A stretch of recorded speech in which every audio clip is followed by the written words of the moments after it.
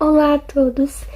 Hoje eu vou apresentar o acidente vascular cerebral, ou mais conhecido como o AVC. Ele é uma das principais causas de morte e incapacidade no Brasil e no mundo inteiro. O AVC ele é uma síndrome neurológica causada por uma interrupção súbita na circulação cerebral. Ele provoca uma interrupção da função da parte do cérebro e os sintomas variam conforme a área que foi atingida. Podem comprometer tanto o movimento e a fala, quanto a cognição e o comportamento. Dentro dele tem dois tipos, o isquêmico e o hemorrágico. O isquêmico representa 80% dos casos e ocorre quando há uma obstrução de um vaso sanguíneo.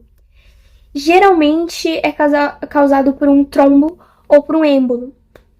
Já o AVC hemorrágico, ele tem maior gravidade clínica, então a chance de sobrevivência é pouca passando por ele. E ele ocorre quando há um rompimento no vaso sanguíneo por causa de uma hipertensão descontrolada ou por causa de um aneurisma. Além desses, também temos o acidente vascular cerebral transitório, que é basicamente um episódio breve de uma disfunção neurológica que pode acabar evoluindo para um tipo de AVC isquêmico. Dentre os fatores, né, de risco, temos hipertensão arterial, né, a diabetes, colesterol alto, obesidade, sedentarismo, certas condições cardiovasculares, o uso de álcool, drogas, cigarro, uma má alimentação também pode acabar acarretando, fatores de estresse ou fatores também emocionais podem acabar acarretando num quadro de AVC. O diagnóstico ele é feito principalmente por uma tomografia computadorizada ou então por uma ressonância magnética. E até mesmo para identificar se o evento ocorrido foi isquêmico ou hemorrágico.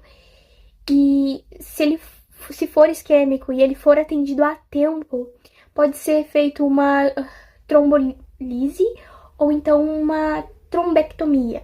Agora, se for hemorrágico, aí vai ser necessário uma cirurgia para poder conter o sangramento. Outro ponto que também vale destacar é que o quão importante é a reabilitação do paciente, né? Não é só o cuidado, ter um cuidado, o paciente ter um cuidado multidisciplinar ali, né? Com vários profissionais capacitados após a alta, né? Porque geralmente o controle do acompanhamento tá ali até a alta hospitalar. Depois disso, é meio que nem sempre é ido num neuropsicólogo, num fonoaudiólogo, num fisioterapeuta, sabe? Então acaba aquelas sequelas que poderiam ser tratadas, poderiam ser, né, estimuladas ali, virarem causas, sequelas permanentes na vida da pessoa e, enfim, tirando totalmente a independência dela, né, fazendo sempre serem dependentes de um familiar, um cuidador para certas coisas.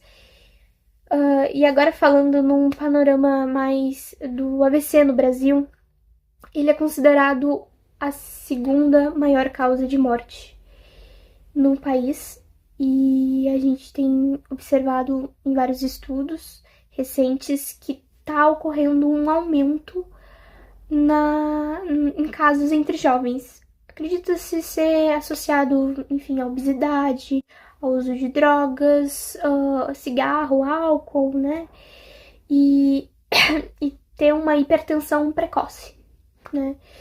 E mesmo assim, mas assim, mesmo tendo um aumento, né, desses casos entre jovens, a faixa etária que mais predomina, no caso, é pessoas com a faixa etária de 60 anos ou mais, que estão mais ou menos apresenta uma taxa de letalidade de 17%.